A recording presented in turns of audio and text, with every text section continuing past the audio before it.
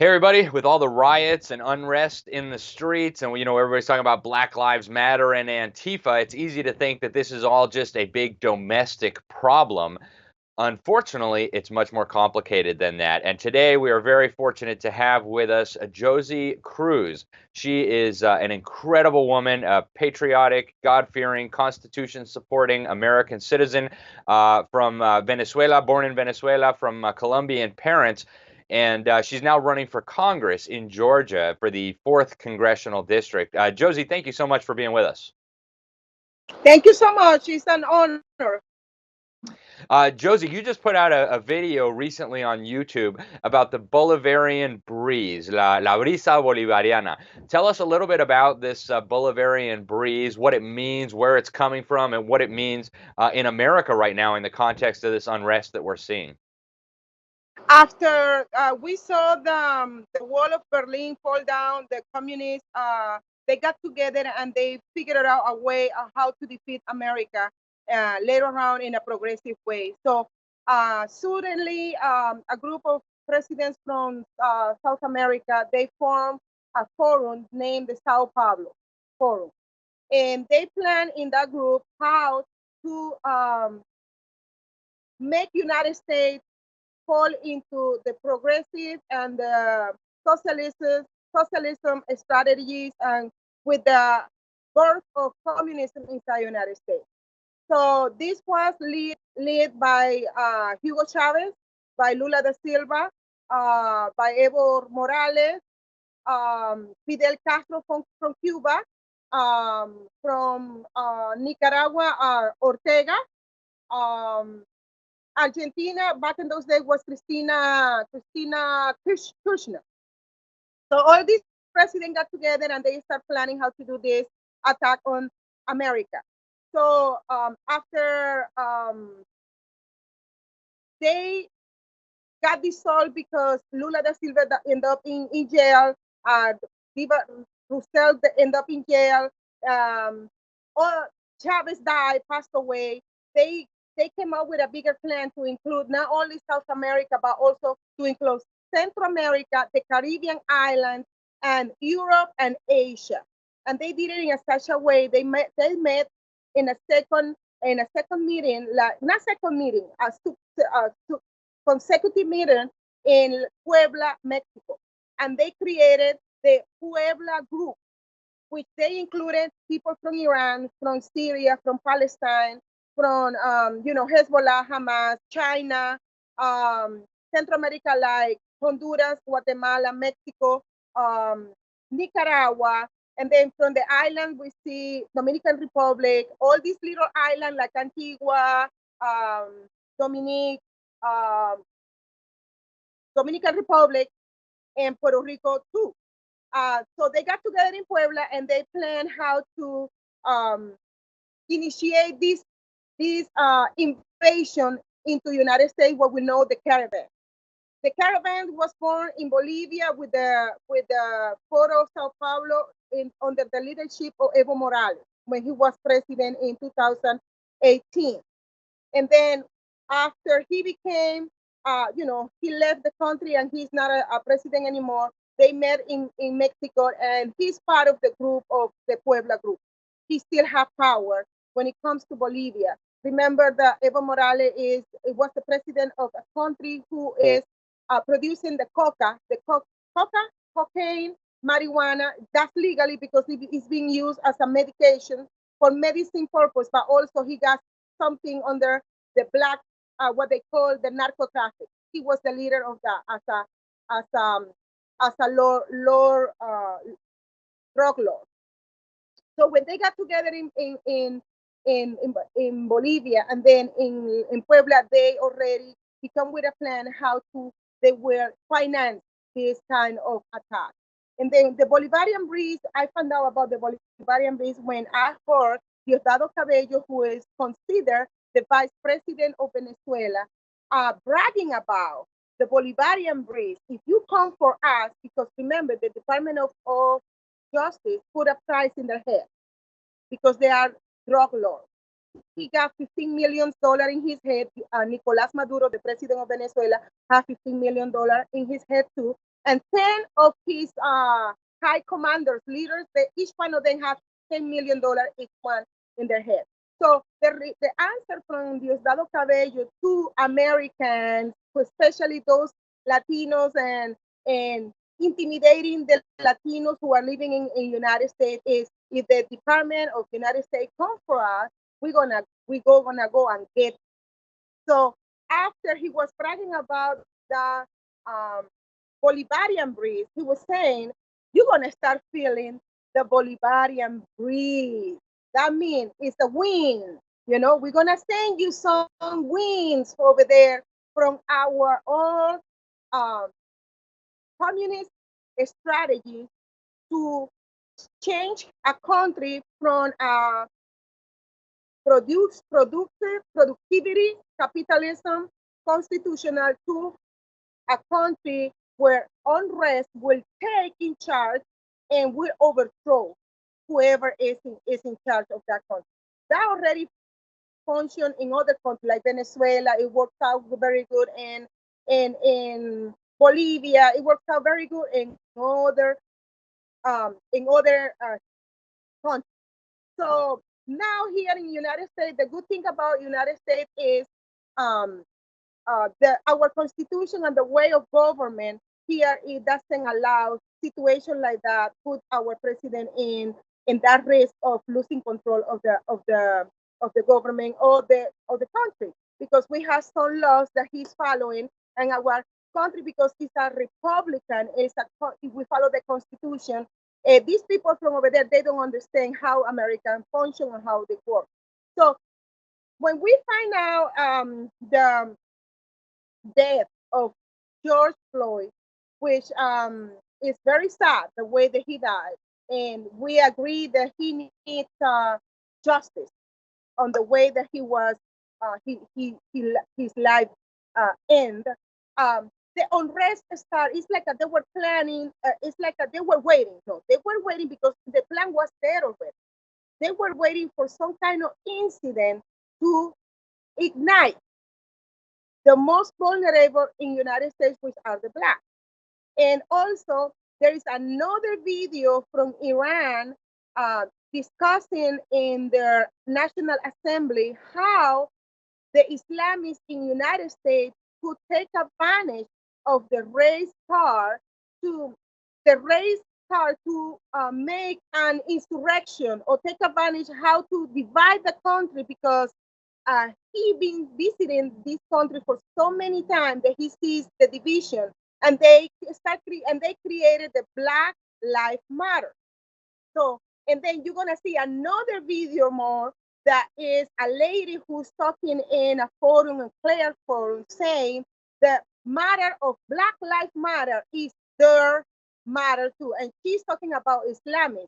So when you put all these situations, all these issues together, working together with the communist Antifa, and then you find a video in Miami where a video showing 4 Muslims, 2 communists paying Haitian people, paying them to come and destroy the cities and destroy, to go from one state to another state.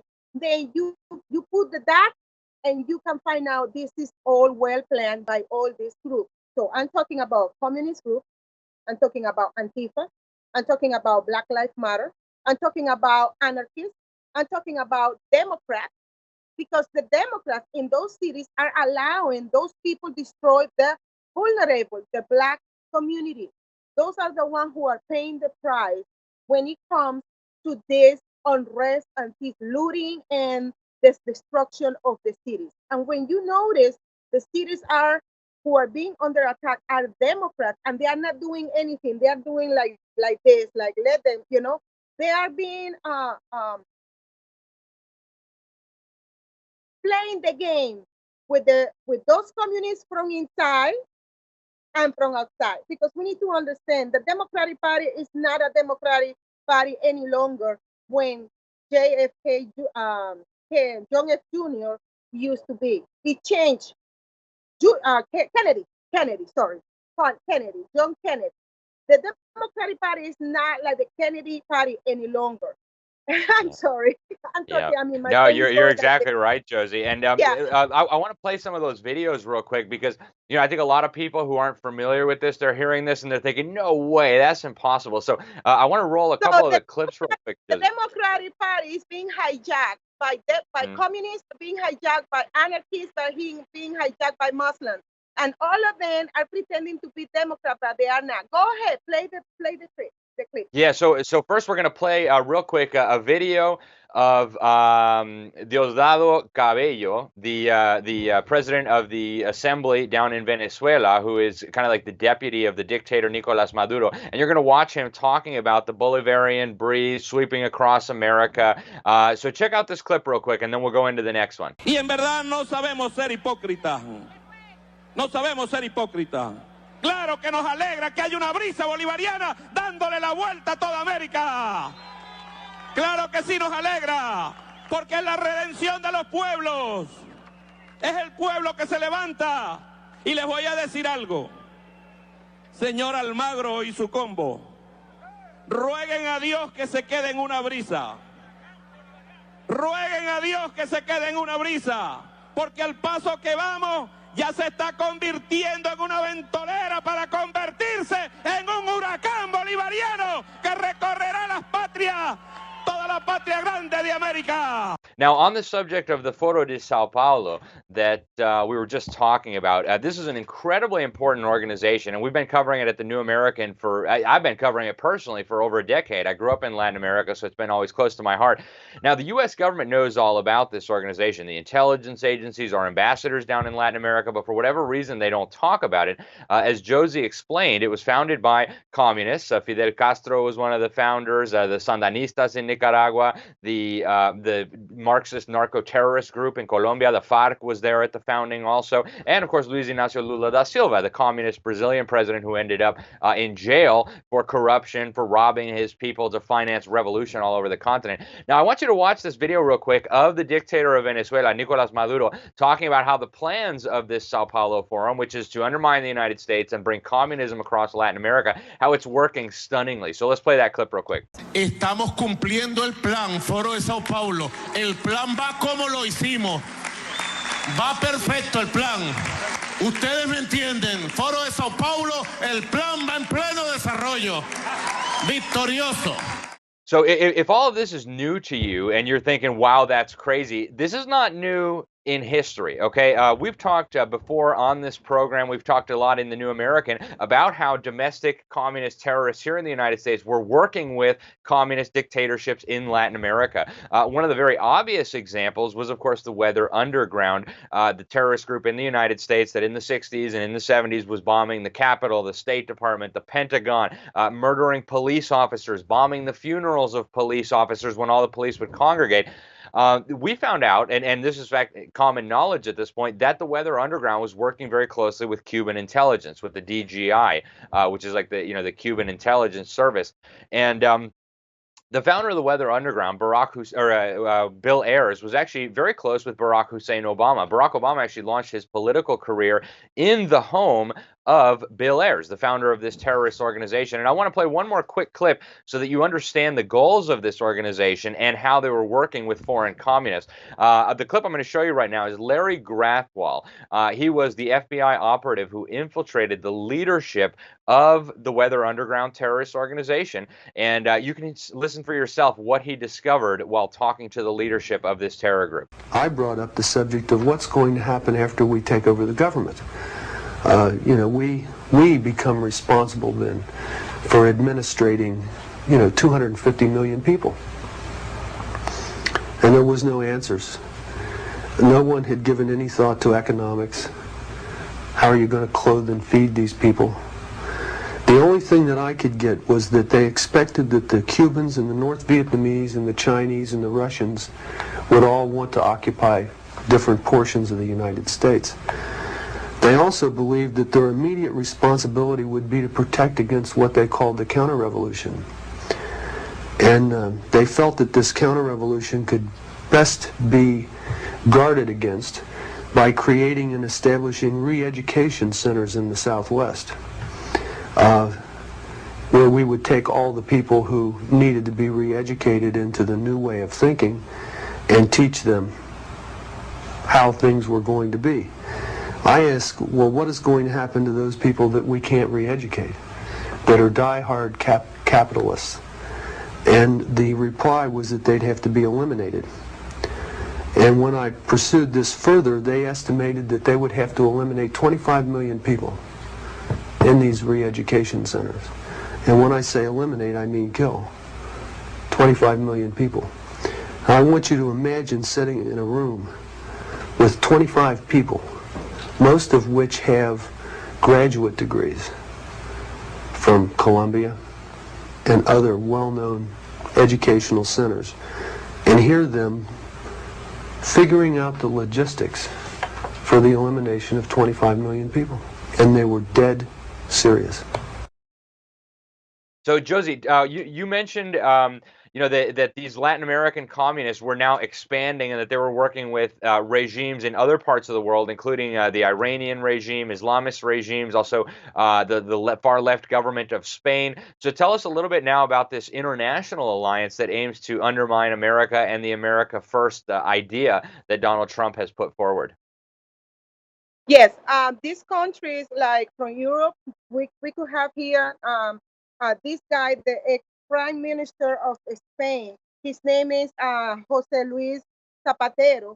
He was a conversation, a meeting in a Zoom meeting was let out where he and the president of Argentina, ex-president from Brazil, two ex-presidents from Brazil, one ex-president from Bolivia, and the secretary of one of them, secretary from Mexico. All of them are planning in this Zoom meeting how they will gonna come together and work together to do the destabilization of United States from within.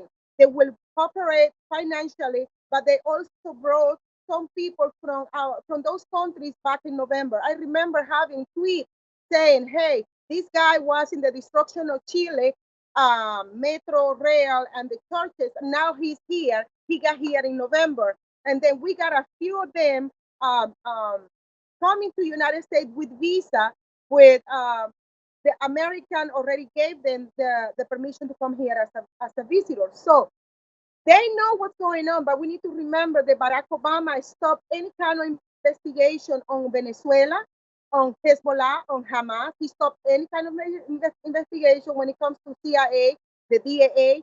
Then he stopped the investigation on the drug trafficking, and now we have a national security when it concerns to Venezuela.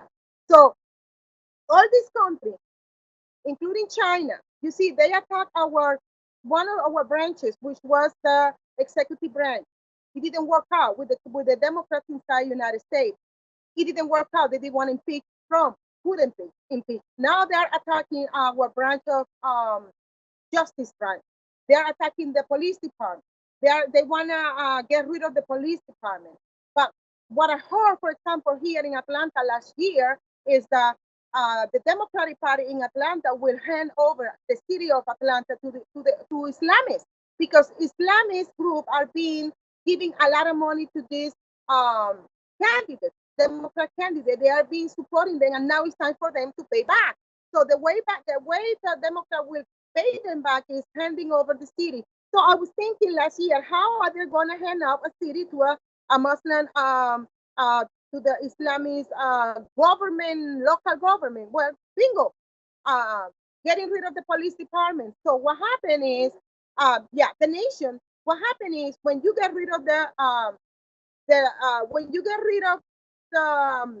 police department, then the Nation of Islam, because it's the Nation of Islam who is behind all this, behind Claire, all that is the Nation of Islam. What they do is they implement civil patrol over the citizens, okay? And under Sharia law, the civil patrol is part of Sharia law. They are vigilant. They do what the police supposed to be doing, but they are not. They don't carry no weapon or nothing like that. But it's like I compare them with the same as Cuba with the rapid response team. I compare them with the Venezuelan group, with the colectivos, where the police doesn't intervene. Who intervene is the people, the civil, but they are hired by the government to execute their agenda. In this case, the agenda in Atlanta is to be handed over to the Islamist control. And because I am a Christian and I am a theologian, I can understand this in the theological point of view. Is if Atlanta becomes under the control of Sharia law with the Islamists, that means that Islam is controlling Christianity in Georgia. Because we need to understand that Georgia is part of the Bible Belt in America, one of the states. And that means we are the Bible Belt. That means Georgia is a Christian state.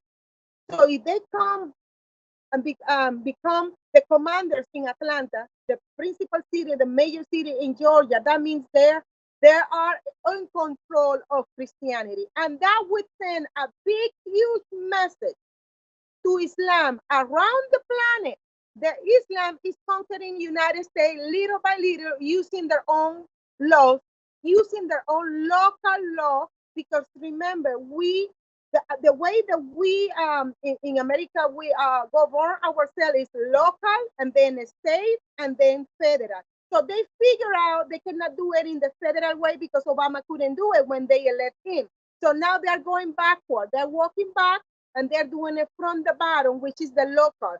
The police department is going to be the councils of the cities.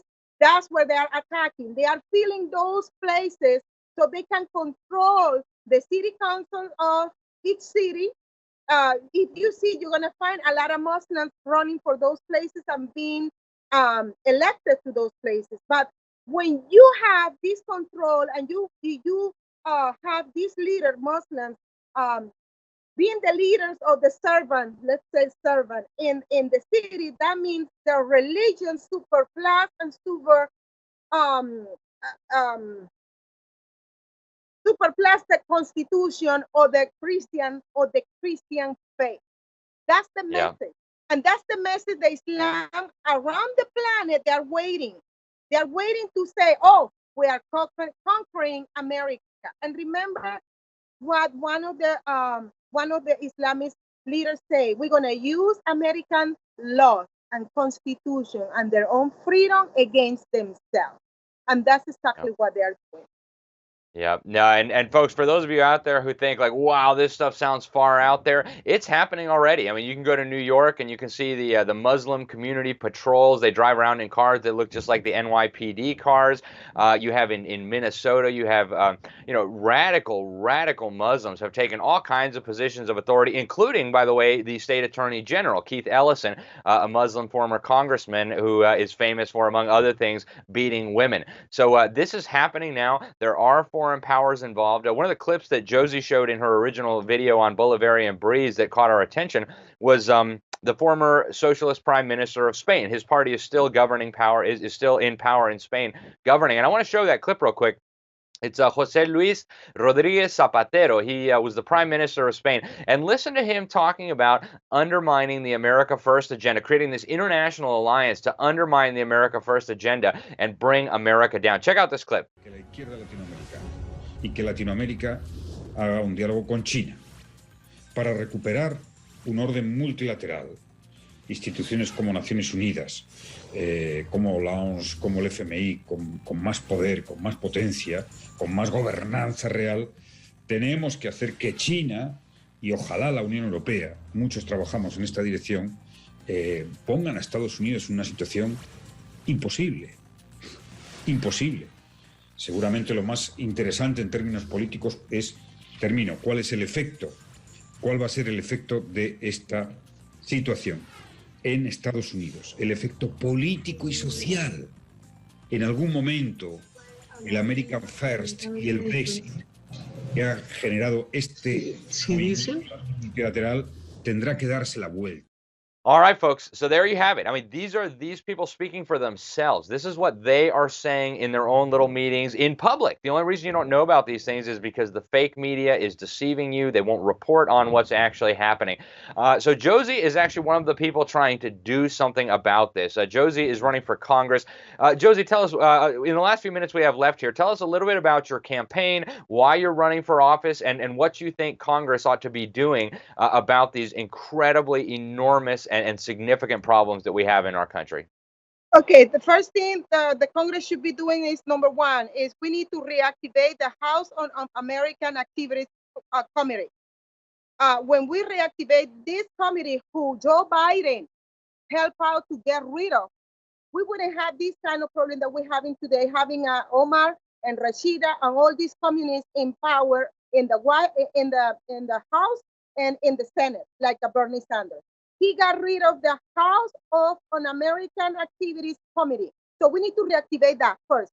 Second of all, we need to understand that Islam is not only, they make it look like it's a religion, but it's a philosophy, it's a way of living, it's a political activity. And this Islam goes against American way of living. It goes against American Constitution. And when you go and talk to any Islamists, like from Somalia or from Palestine or from other countries, they will say Sharia law is superior to the Constitution, and they want to implement Sharia law in America. Those are the two things that I would love to be working when I get elected into Congress. I am running against Hank Johnson, the Communist Democrat here in Georgia in District Number 4. And I call him Democrat because he got ties with Evo Morales. He got ties with all these people who are doing the damage to our country. Yeah. So my website is josie2020.com. I'm going to spell it for you. JOHSIE-CRUZ2020.com. When you go there and you go roll down, you're going to see all the buttons for Twitter account, for Parler account, for Facebook account, for Instagram account. And please, please, please, I already have a book that I wrote. The book is What a Mess and How to Fix It. But this book is not only talking about the mess that we have over there in the house, but it's also the mess that we have inside. So when we fix our mess inside, we can be useful to fix what is going on in Venezuela, in what's going on in USA, here in America. I mean, I'm thinking about Venezuela, Colombia, and, all these places. But what's going on is this. When we fix it ourselves, we can help America and we can get America back in track. Also,